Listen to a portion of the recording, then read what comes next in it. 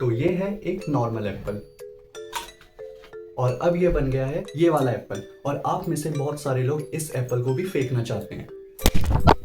लेकिन ऐसा क्यों, जानेंगे ये सब हम इसी वीडियो में। लेकिन उससे पहले हम एक चीज़ डिस्कस कर लेते हैं, आप और अच्छे से कनेक्ट कर पाएंगे। तो अगर आपके पास ऑलरेडी आईफोन है और अगर आपने वो आईफोन लिया है अपनी रिक्वायरमेंट की वजह से, आपको ज़रूरत है, आप कोई भयंकर काम करते हो वीडियोग्राफी की, आपको अच्छा फ़ोन चाहिए, तो भाई मैं 100% श्योर हूँ आपको डेफिनेटली उसमें बहुत सी प्रॉब्लम्स होती होंगी। लेकिन अगर आपने आईफोन लिया सिर्फ ये करने के लिए, मतलब आपको सिर्फ स्टेटस चाहिए कि हाँ यार उस बंदे के पास आईफोन है, क्या बात है, तूने बोला क्या बात है? हो अंडरवर्ल्ड में जिक्र आया राह के नाम का, तो आपको ज्यादा प्रॉब्लम होने वाली है नहीं। तो यार बात करते हैं सबसे पहले रीजन की कि आपको ये आईफोन अवॉइड क्यों करना चाहिए। There is no side load option in iOS। iOS में आप सिर्फ वही ऐप्स डाउनलोड कर सकते हैं जो कि इसके ऐप स्टोर पर अवेलेबल होती हैं, और ऐसी बहुत सी ऐप्स होती हैं जो हमारे काम की होती हैं लेकिन वो आईफोन के ऐप स्टोर में अवेलेबल नहीं होती हैं, और आपके पास कोई दूसरा सोर्स भी नहीं होता कि आप ऐप को कहीं और से डाउनलोड कर लो। लेकिन एंड्रॉयड में तो ऐसा होता है कि आपको मोस्टली जो भी ज़रूरत की ऐप्स होती हैं वो सब आपको प्ले स्टोर पे मिल जाती हैं, और अगर प्ले स्टोर में नहीं भी होती है तो और भी आपके पास कई सारे सोर्स होते हैं ऐप्स को डाउनलोड करने के लिए। गूगल से भी काफ़ी सारी ऐप्स डाउनलोड कर सकते हैं और वो सेफ भी होता है। लेकिन आईफोन में ऐसा कोई भी दूसरा ऑप्शन नहीं है ऐप्स को डाउनलोड करने के लिए, तो भाई क्या बोल सकते हैं हम। दूसरा पॉइंट है इसका, इस फ़ोन में आपको डुअल सिम ट्रे देखने को नहीं मिलती है। नॉर्मली फ़ोन में आपको कोई भी होता है वो डुअल सिम ट्रे उसमें मिलती है, बट इसमें नहीं मिलती है। तो अगर आपको कोई दूसरा सिम इसमें लगवाना होगा तो वो आपको ई सिम लगवाना होगा। ई सिम होता है इलेक्ट्रॉनिक सिम, मतलब फिजिकल नहीं होता, ना आपको उसमें डालना होता है ना आपको उससे निकालना होता है, वो आपके फ़ोन में एक तरीके से सॉफ्टवेयर जैसा काम करता है, ठीक है। तो अब इसमें प्रॉब्लम क्या होती है, देखो जब भी आपका फ़ोन ख़राब होता है तो आप क्या करते हो, आप अपने फ़ोन से सिम निकाल के किसी दूसरे फ़ोन में सिम डालते हो ना, फिर आप इमरजेंसी में कॉल वगैरह करते हो, तो उन फ़ोन्स में तो ऐसा हो जाता है, बट इस फ़ोन में ऐसा कोई ऑप्शन नहीं है। अगर आपका फ़ोन ख़राब हो जाता है, कुछ भी हो जाता है, और अगर आप ई सिम को ज़्यादा यूज़ करते हैं तो वो सिम फिर आप यूज़ नहीं कर पाओगे, ठीक है। तो वो फिर आपको काफ़ी ज़्यादा टाइम लगेगा उसको ठीक वीक करवाने में, कंपनी में आपको इधर उधर जाना पड़ेगा बार बार, मतलब काफ़ी लंबा प्रोसेस होता है उसका। और इस वजह से होता क्या है कि जैसे आपका फ़ोन कभी मान लो हैक हो गया तो आपका सिम तो इससे निकल नहीं सकता, सिम इसी में रहेगा, और आपके पास इतना टाइम होगा नहीं कि आप अपने फ़ोन को कहीं कंपनी वालों के पास ले जाओ, उनको बोलो मेरा सिम डीएक्टिवेट कर दो या इधर उधर कर दो। जैसे मैंने बताया उसमें काफ़ी ज़्यादा टाइम लगता है, ठीक है।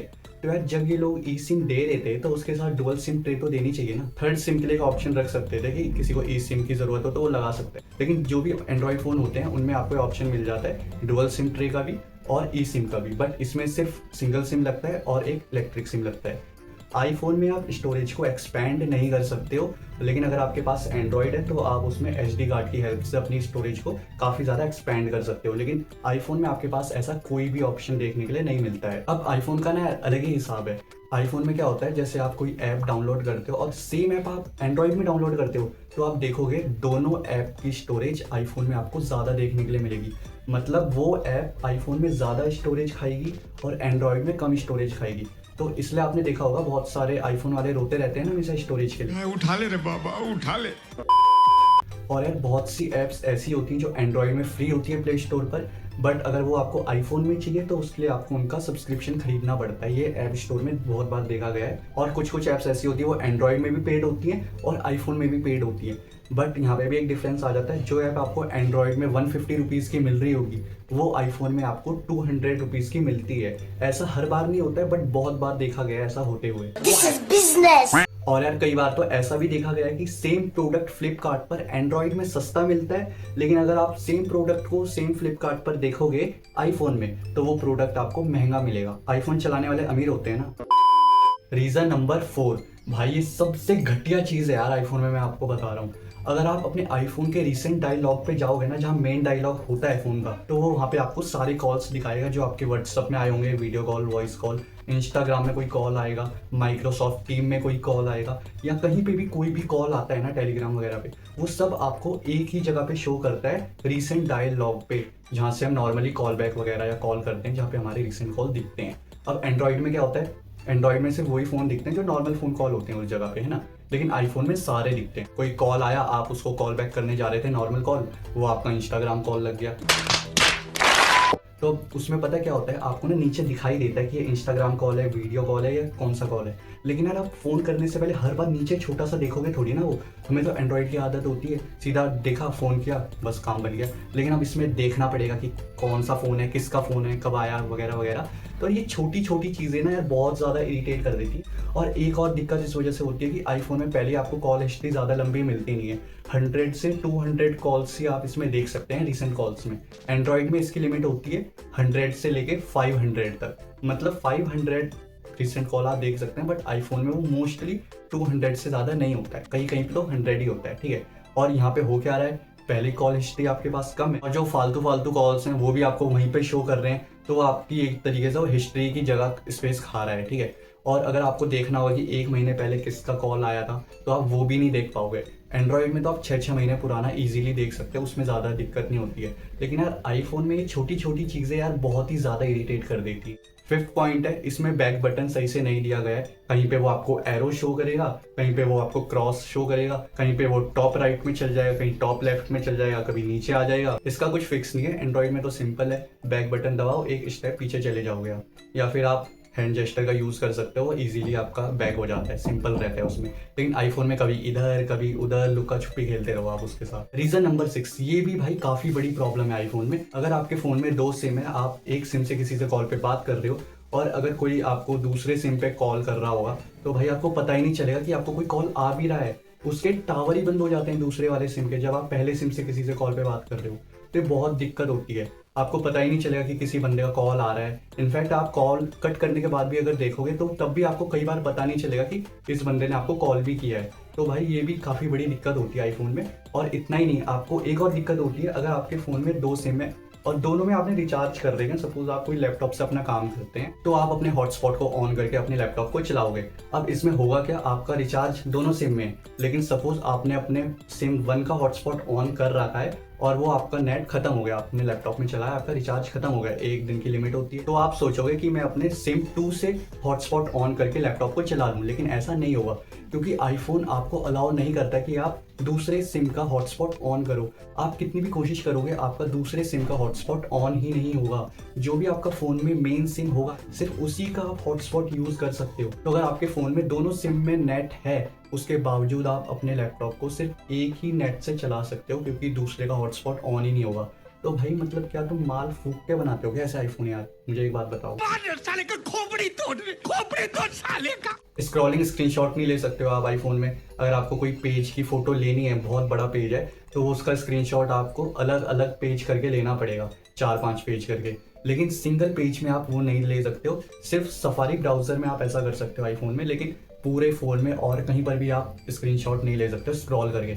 एंड्रॉइड में सिंपल है, स्क्रीनशॉट लिया, वहाँ पे एक स्क्रॉल का ऑप्शन आता है, तो जहाँ तक आप उसको नीचे तक स्क्रॉल करोगे वो आपका उतना बड़ा स्क्रीनशॉट हो जाएगा एक ही पेज में। लेकिन भाई आईफोन तो आईफोन है। फिंगरप्रिंट सेंसर आपको इस फ़ोन में नहीं देखने के लिए मिलता है। फेस आईडी आपको ज़रूर मिल जाती है, लेकिन इसमें प्रॉब्लम क्या होती है, बार बार आपको फ़ोन अपने फेस के सामने लाना पड़ता है, और अगर आपका फेस पूरा नहीं दिखता है किसी वजह से आईफोन में तो फिर वो अनलॉक भी नहीं होता है। बट अगर हम बात करें फिंगरप्रिंट की तो वो ज़्यादा प्रैक्टिकल होता है, सिंपल ऐसे हाथ लगाया सीधा खुल जाता है। इतना महंगा फ़ोन होने के बावजूद ये 0 to 100 होने में 1 घंटा लगा देता है। और इसी बजट में कई सारे ऐसे एंड्रॉइड फ़ोन्स हैं जो 15 से 20 मिनट में 0 to 100 चार्ज हो जाते हैं, और आईफोन आराम से 1 घंटा लगा लेता है, जैसे चाय पीने निकला हो। और भी प्रॉब्लम्स हैं भाई इसकी, जैसे कि ये एंड्रॉइड के कंपैरिजन में ज़्यादा हीट होता है। अगर आप इसको ज़्यादा देर तक यूज़ करते हैं, ज़्यादा देर तक आप वीडियोग्राफी करते हैं या गेमिंग करते हैं, तो बहुत ही ज़्यादा जल्दी और बहुत ही ज़्यादा हीट हो जाता है ये फ़ोन।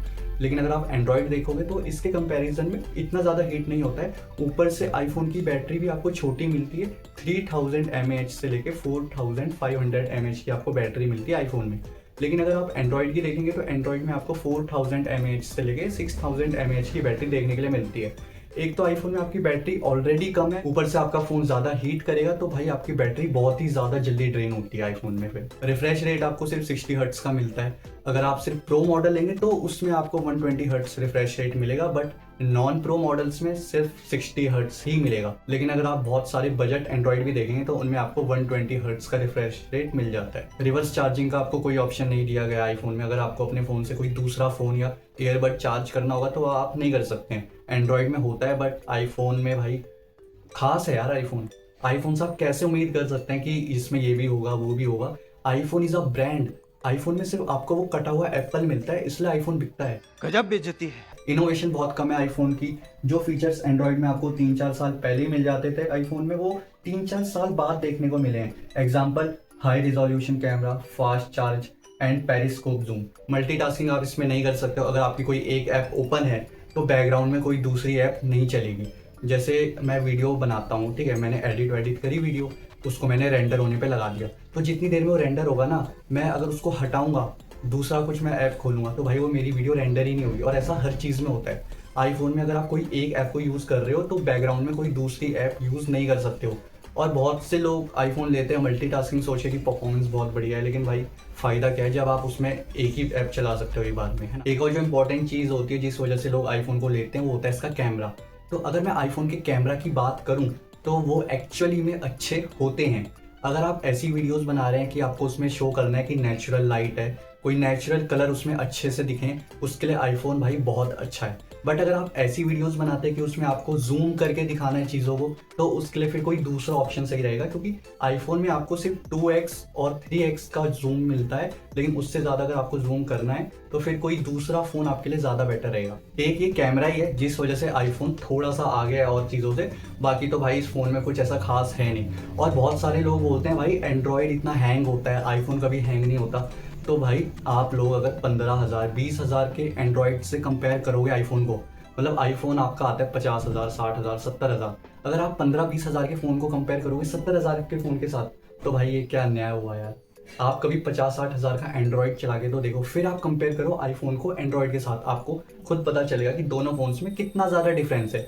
आपको आईफोन सिर्फ तभी लेना चाहिए अगर आप कुछ कैमरा वगैरह आपको चाहिए कि आपका मेन फोकस है कैमरा, तो आप आईफोन लीजिए। नोटिफिकेशन सेटिंग आपको यार इसमें बहुत घटिया देखने के लिए मिलती है। एंड्रॉइड में क्या होता है, सपोज जोमेटो कोई ऐप है, ठीक है, आप उससे कोई ऑर्डर कर रहे हो सामान, तो उसका अलग टाइप का नोटिफिकेशन होगा, कोई उनका ऐड चल रहा है, या मतलब एक ऐप के ना कई टाइप के नोटिफिकेशन होते हैं, अलग अलग कैटेगरी में डिवाइड रहते हैं। तो एंड्रॉइड में आपको ऑप्शन मिलता है, आप उन सभी नोटिफिकेशन को कैटेगरी वाइज सेलेक्ट कर सकते हो कि आपको किस कैटेगरी का नोटिफिकेशन चाहिए उस ऐप से और किसका नहीं चाहिए।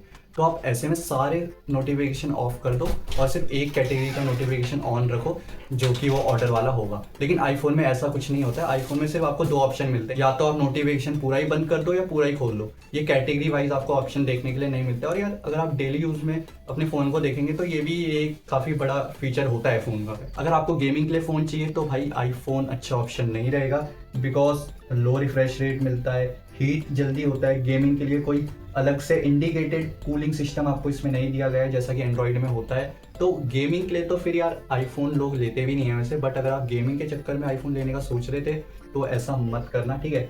ऐप्स के क्लोन आप नहीं बना सकते हो। एंड्रॉइड में तो होता है कि आप एक ऐप के 5-5 क्लोन बना दो अपनी ज़रूरत के हिसाब से। आईफोन में आप ऐप्स क्लोन नहीं बना सकते हो। एक बढ़िया प्रॉब्लम और बताता हूँ आपको। सपोज आपका किसी का कॉल आया आपको, ठीक है, तो अगर आपकी स्क्रीन बंद है, जैसे जनरली होता है फ़ोन बंद पड़ा रहता है, और अगर आपका कोई कॉल आया आईफोन में तो उसमें सिर्फ एक ऑप्शन दिखेगा फ़ोन उठाने का, फ़ोन काटने का ऑप्शन नहीं मिलेगा। लेकिन अगर आपको फ़ोन काटना होगा तो आपको फिर वो साइड वाले बटन 2 बार दबाने पड़ेंगे जो ऑन ऑफ का होता है पावर का।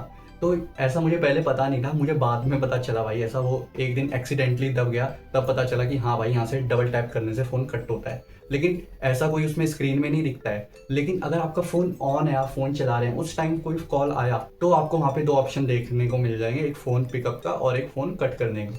लेकिन भाई पहले तो मेरे को पता ही नहीं था कि फ़ोन कटता कहाँ से है इसमें अगर फ़ोन बंद रहता है। तो मैं पहले फिर पूरी रिंगटोन सुनता था या उसको साइलेंट कर देता था, मतलब पूरा मैं वेट करता था उसके फ़ोन के कट होने का। कस्टमाइजेशन की बात करते हैं तो एंड्रॉइड में तो आपको पता ही है, थीम से लेके फिंगरप्रिंट, एनिमेशन और भी कई सारे कोर एलिमेंट को आप अपने हिसाब से कस्टमाइज कर सकते हो। लेकिन आईफोन में कस्टमाइजेशन तो छोड़ो, फ्री में आप कस्टमाइजेशन के नाम पे एक रिंगटोन सेलेक्ट करके दिखा दो, वो ही इसके लिए कस्टमाइजेशन की अपर लिमिट है।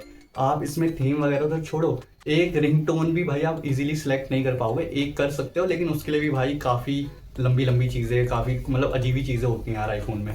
और आईफोन वालों, ये फाइल मैनेजर के नाम पे तुमने क्या बना रखा है? एंड्रॉइड में जो आपके मीडिया आपके फाइल मैनेजर में होते हैं वो ऑटोमेटिकली आपकी गैलरी में आ जाता है। लेकिन भाई आईफोन का तो यार पूरा अलग ही हिसाब है। इसका फोटोज ऐप और फाइल मैनेजर दोनों कंप्लीटली अलग स्पेस है। मान लो आप अपने ड्राइव से कोई वीडियो डाउनलोड करके फाइल में सेव करते हो, ठीक है, और मान लो आप उसको यूट्यूब में जाके अपलोड करते हो, तो वहाँ अपलोड में जैसे आप जाओगे तो वहाँ पे आपकी गैलरी शो होती है और आप देखोगे वहाँ गैलरी में आपकी वो वीडियो शो ही नहीं करेगा। क्योंकि आपके फाइल मैनेजर से वो वीडियो आपकी गैलरी में आई नहीं है। आपको मैनुअली एक एक करके फोटो वीडियो जो भी है उसको अपनी गैलरी में सेव करना पड़ेगा मैनुअली। और भाई एक बात और, आप अपने आईफोन में अपने हॉटस्पॉट का नाम चेंज तक नहीं कर सकते हो।